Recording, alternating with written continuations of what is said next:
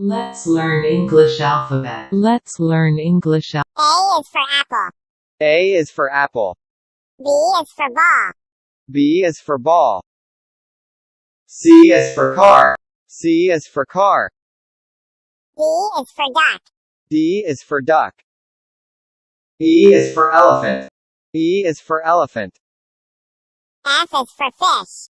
F is for fish. G is for grapes. G is for grapes. H is for horse. H is for horse. I is for ice cream. I is for ice cream.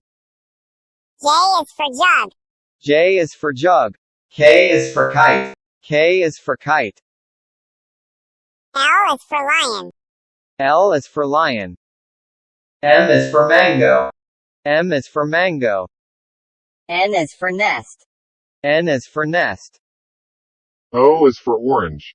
O is for orange. P is for parrot. P is for parrot. Q is for queen. Q is for queen. R is for rabbit. R is for rabbit. S is for snake. S is for snake. T is for tiger. T is for tiger. U is for umbrella. U is for umbrella. V is for van. V is for van. W is for whale.